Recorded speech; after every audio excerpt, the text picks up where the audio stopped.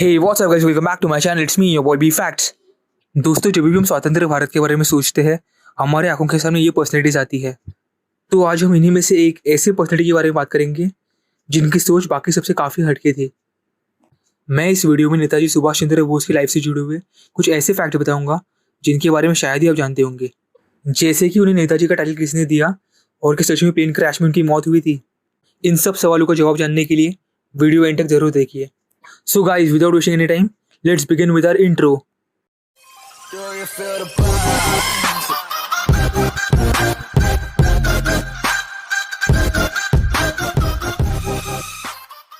नेताजी का जन्म 23 जनवरी 1897 में ओडिशा के कटक शहर में हुआ था। उनके परिवार में उनके 13 भाई बहन थे और नेताजी अपने माता पिता की 9वीं संतान थे। उनके पिता जानकीनाथ बोस पेशे से एक वकील थे। नेताजी ने अपनी शुरुआती पढ़ाई प्रोटेस्टेंट यूरोपियन स्कूल से की थी और वो अपनी पढ़ाई में काफ़ी ज़्यादा होशियार थे। 1913 में उन्होंने मैट्रिक्स में सेकेंड रैंक स्कोर किया और प्रेसिडेंसी कॉलेज में एडमिशन ले लिया।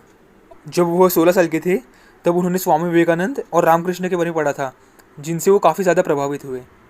उन दिनों अंग्रेज़ लोग सार्वजनिक जगहों पर भारतीयों का अपमान करते थे और उनका मजाक उड़ाते थे, जिसकी वजह से नेताजी को उन पर बहुत गुस्सा आता था।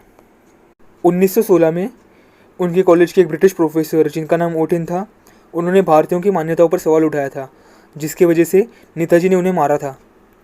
और उस घटना के बाद सभी ने नेताजी के अंदर की देशभक्ति देख ली थी।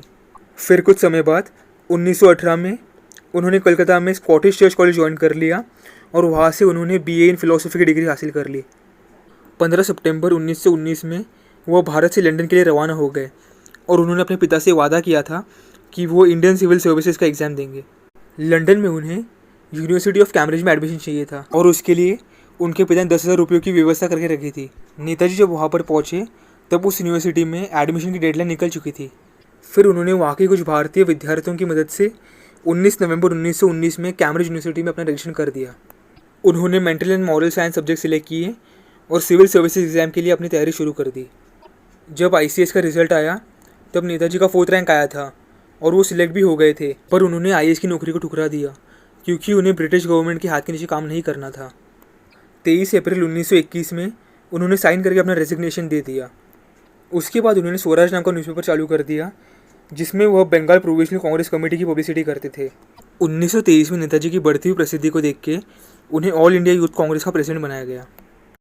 लोगों के दिमाग में आज़ादी की चिंगारी जलाने की वजह से ब्रिटिश गवर्नमेंट ने उन्हें जेल में डाल दिया और वहाँ पर उन्हें ट्यूबरक्लोसिस हो गया। 1927 में उन्हें जेल से रिहा कर दिया गया और उन्हें कांग्रेस पार्टी का जनरल सेक्रेटरी बनाया गया, जहाँ उन्होंने नेहरू के साथ आज़ादी की लड़ाई के लिए काम करना शुरू कर दिया।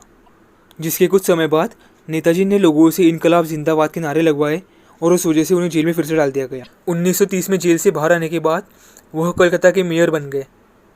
उसी दौरान वह यूरोप चले गए और उन्होंने अपनी पार्टी को और कैसे बेहतर किया जाए यह सीखा।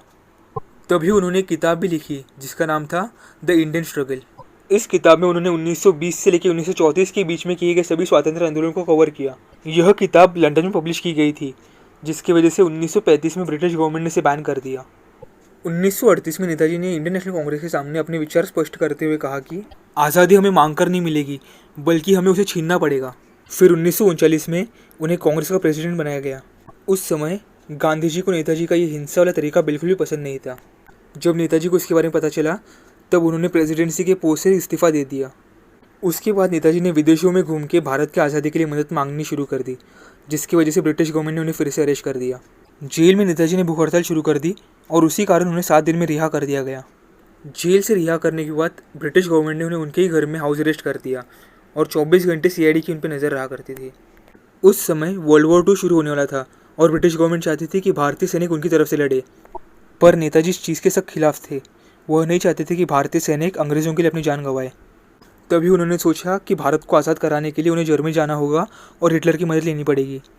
फिर 16 जनवरी 1941 की रात को उन्होंने पठान का बेस लिया और CID को चकमा देकर वो अफगानिस्तान के लिए निकल गए और वहाँ से वह जर्मनी चले गए और उन्होंने वहाँ हिटलर से मदद मांगी और हिटलर उनकी मदद करने के लिए राज़ी हो गए। दोस्तों, क्या आप जानते हैं सुभाष चंद्र बोस को नेताजी का टाइटल हिटलर ने ही दिया था। जब वर्ल्ड वॉर 2 में जर्मनी हारने लगी तब नेताजी U-180 नाम के जर्मन सबमरीन से जापान चले गए और वहाँ उन्होंने जापान से सहायता मांगी। जापान की मदद से उन्होंने दिसंबर 1941 में इंडियन नेशनल आर्मी की स्थापना की, जिसमें साउथ ईस्ट एशिया ने भी उनकी मदद की। 1942 से लेकर 1943 तक मोहन सिंह INA के कमांडर थे। फिर 1943 से लेकर 1945 तक नेताजी INA के कमांडर थे। और उसी समय नेताजी ने तुम मुझे खून दो मैं तुम्हें आज़ादी दूंगा ऐसे नारे लगाए, जिसकी वजह से सभी सैनिक काफ़ी ज़्यादा मोटिवेट हुए। जब जापान वर्ल्ड वॉर 2 हार गए तब INA को हथियार और आर्थिक मदद मिलना बंद हो गई, जिसकी वजह से नेताजी को INA बंद करना पड़ा। 18 अगस्त 1945 को एक प्लेन क्रैश हुआ था जिसमें नेताजी थे। कुछ लोग कहते हैं कि उस प्लेन क्रैश में नेताजी की मौत हो गई, पर कुछ लोगों का मानना है कि उस प्लेन क्रैश के बाद नेताजी रशिया चले गए। लोग नेताजी की मौत के बारे में मानने के लिए तैयार नहीं थे, क्योंकि उस प्लेन में उनके साथ जो 2 लोग थे वह जिंदा थे। भारत को आज़ादी मिलने के 11 साल बाद लाल बहादुर शास्त्री भारत के दूसरे प्राइम मिनिस्टर बन गए। 10 जनवरी 1966 को शांति समझौता करने के लिए शास्त्री जी ताशकंद चले गए, और वहाँ पाकिस्तान और रशिया जैसे देश भी थे। तब वहाँ यह तस्वीर ली गई थी। हम इस तस्वीर में साफ साफ देख सकते हैं कि वहाँ पर एक शख्स खड़ा है जिसका चेहरा हूबहू नेताजी से मिलता है। ताशकंद के दौरे के समय शास्त्री जी को एक बहुत बड़ी खबर के बारे में पता चला, और वह भारत आकर सबको इस खबर के बारे में बताना चाहते थे। पर उसके अगले दिन 11 जनवरी 1966 को उनकी एक रहस्यमय तरीके से मौत हो गई। उनकी मौत की वजह आज तक किसी को पता नहीं चली है। दोस्तों, क्या आपको पता है उत्तर प्रदेश के फैज़ाबाद में घुमनावी बाबा नाम के एक शख्स रहते थे, और वो कभी भी किसी से नहीं मिलते थे। जब 16 सितंबर 1985 को उनकी मौत हुई तब उनके घर से 26 बॉक्सेस मिले, और उन बॉक्सेस के अंदर एक जर्मन दूरबीन, एक जर्मन टाइपराइटर, जापानीज़ क्रोकरी, एक गोल्ड फ्रेम का चश्मा जिसे नेताजी पहनते थे, और साथ ही साथ कई और चीज़ें मिली जो कि किसी न किसी तरह से नेताजी की लाइफ से जुड़ी हुई थी। कुछ लोगों का ये मानना है कि घुमनावी बाबा कोई और नहीं बल्कि नेताजी सुभाष चंद्र बोस थे।